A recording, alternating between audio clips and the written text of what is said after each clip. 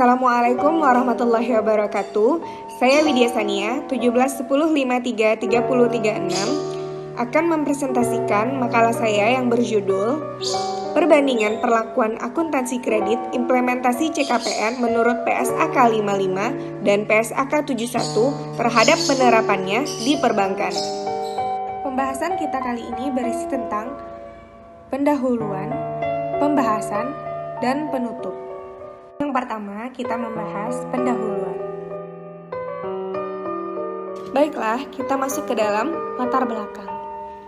Nah, Indonesia yang merupakan bagian dari anggota G20 mempunyai keharusan untuk mengaplikasikan International Financial Reporting Standard nomor 9. Dewan Standar Akuntansi Keuangan Ikatan Akuntan Indonesia mengesahkan pernyataan Standar Akuntansi Keuangan PSAK nomor 71 adalah konvergensi dari IFRS nomor 9 yang akan diberlakukan secara efektif 1 Januari 2020. Nah, perbankan merupakan salah satu dari industri yang sangat mempengaruhi kondisi perekonomian suatu negara. Di antaranya ialah melalui pembentukan cadangan kecukupan pengisian nilai atau CKPN yang diatur oleh Standar Akuntansi Keuangan, yaitu PSAK nomor 55 Instrumen Keuangan.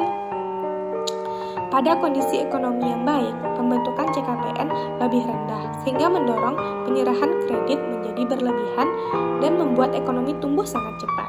Kebalikannya, akan diberikan tinggi ketika ekonomi memburuk, mengakibatkan seretnya penyaluran kredit dan pertumbuhan ekonomi akhirnya melambat. Aset terbesar bank ialah penyaluran dana dalam bentuk kredit. Ada berbagai macam produk kredit. Pada masanya membuat tantangan bagi akuntan dalam hal melakukan pencatatan dan juga menyajikannya agar sama dengan standar akuntansi keuangan yang digunakan saat ini.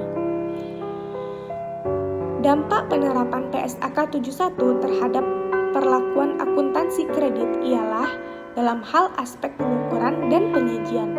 Selanjutnya, diungkapkan bahwa yang menyebabkan dampak seperti itu datang dari perbedaan metodologi atau pendekatan dari penentuan informasi kualitas kredit.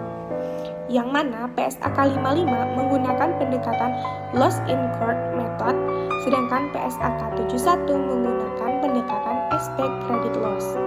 PSAK nomor 71 yang memberikan aturan terkait perubahan persyaratan instrumen keuangan ialah klasifikasi dari pengukuran yang sebelum ini diatur oleh PSAK nomor 55 berhubungan dengan hal tersebut.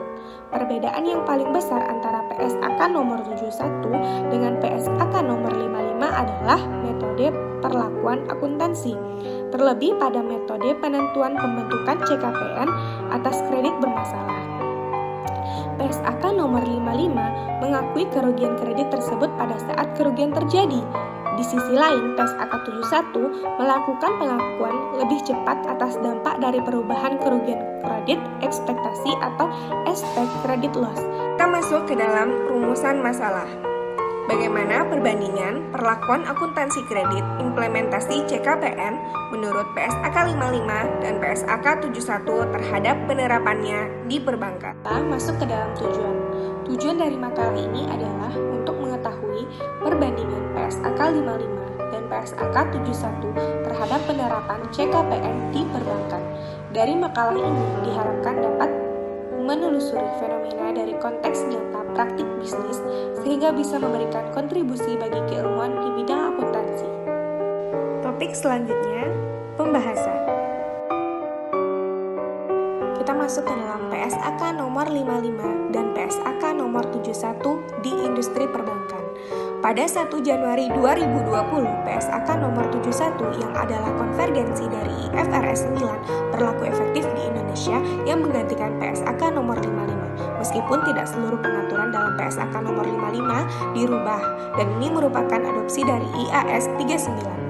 PSAK nomor 71 adalah pernyataan standar akuntansi keuangan berhubungan dengan instrumen keuangan, yaitu klasifikasi dan pengukuran. Terdapat perbedaan pendekatan pembentukan CKPN atas kredit antara PSAK nomor 55 yang menggunakan metode loss incurred method dengan PSAK nomor 71 yang menggunakan metode aspek credit loss. Oleh sebab itu, dapat disimpulkan bahwa pembentukan CKPN atas kredit tentu saja akan terkena dampak atas perubahan praktek akuntansi, yaitu provisi yang harus dibentuk menggunakan PSAK 71 akan lebih besar dibandingkan menggunakan PSAK nomor 55. Pengertian CKPN. CKPN atau cadangan kerugian penurunan nilai merupakan cadangan yang dibuat bank dengan tujuan untuk menghasilkan resiko kerugian yang diakibatkan penanaman dana dalam aktiva pengakuan kredit produktif. CKPN memiliki peranan yang sangat penting pada bank disebabkan dengan CKPN dapat menjaga kestabilan keuangan. Apabila bank tidak memiliki CKPN, maka pengelola bank tidak bisa untuk melihat resiko kerugian aktiva produktif, di mana resiko kerugian aktiva produktif itu merupakan faktor penyebab bank mengalami krisis keuangan. Apabila bank menetapkan besarnya CKPN mengalami kesalahan, maka bisa juga mengalami kerugian, sebab aktiva harus produktif dan menghasilkan laba yang merubah menjadi aktiva non-produktif, sehingga bank harus teliti dan cermat dalam melakukan penyisihan kredit debitur yang mana memerlukan CKPN. Penurunan nilai kredit. PSAK 55 maupun PSAK 71 meminta evaluasi penurunan nilai kredit dilakukan setiap tanggal neraca. Pendekatan PSAK 71 dan PSAK 55 memiliki kesamaan, yaitu dalam hal mewajibkan bank untuk melakukan penyisihan atau pembentukan cadangan. Pada PSAK 55 mensyaratkan bank untuk mengakui kerugian kredit saat peristiwa kerugian kredit tersebut terjadi sesuai dengan bukti objektif yang tersedia.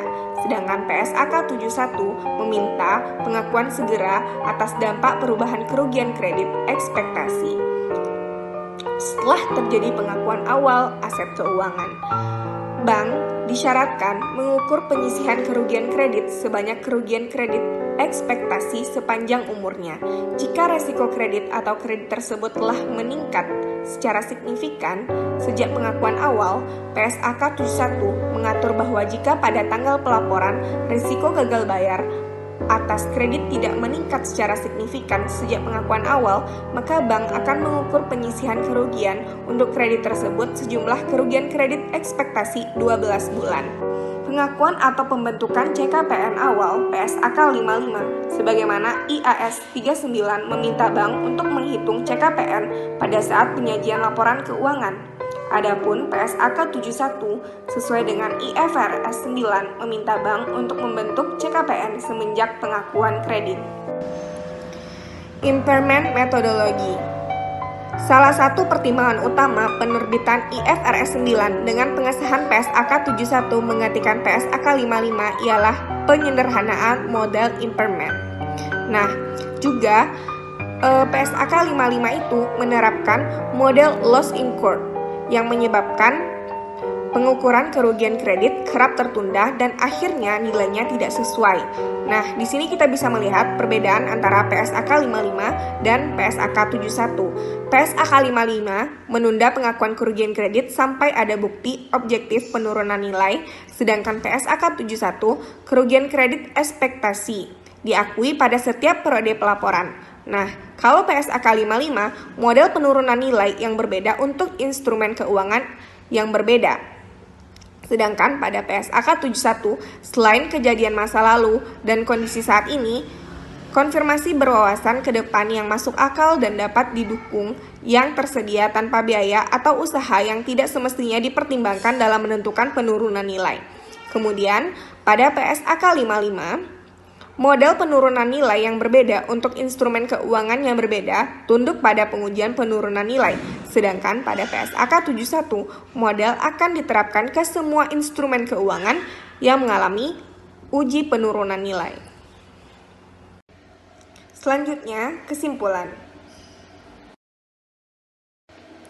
Terdapat perbedaan fundamental perlakuan kredit antara PSAK 55 dan PSAK 71, terutama dalam pembentukan CKPN dan penyebab utamanya sebagai berikut.